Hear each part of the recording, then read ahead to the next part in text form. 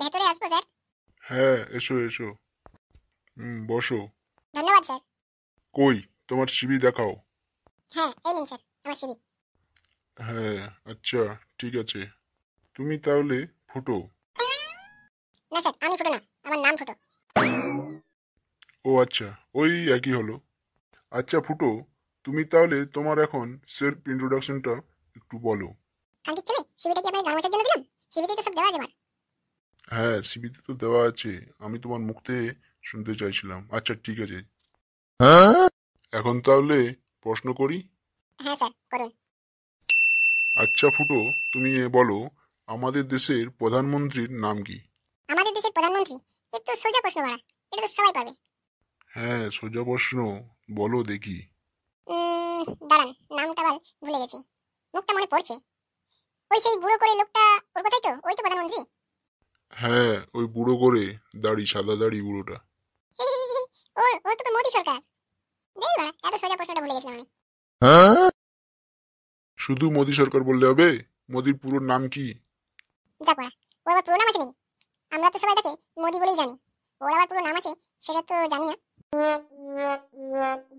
আচ্ছা, 2 নম্বর প্রশ্ন বলো, আমাদের দেশের নোট পয়সাগুলোতে যে লোকটার, যে বুড়োটার ছবি দেখতে পাই আমরা, তার নাম কি? এটাও তো সোজা প্রশ্ন স্যার। ওই বুড়োটা তো, ওর নাম হচ্ছে গান্ধীজি। শুধু গান্ধীজি বললে হবে? গান্ধীজির পুরো নাম কি?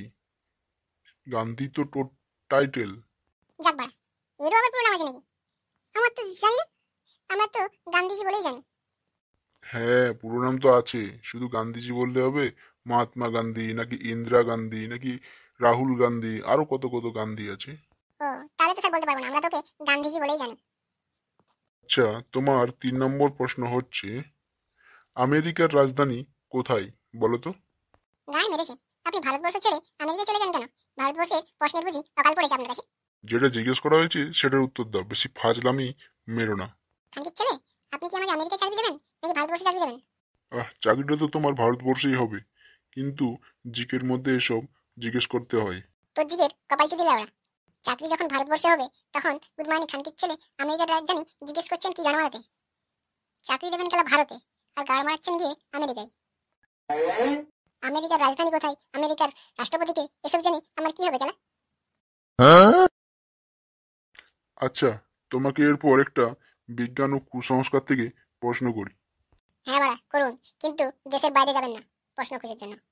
আচ্ছা, আমাদের দেশেরই, শুভ কাজে যাওয়ার সময় ডিম খাওয়া উচিত নয় কেন?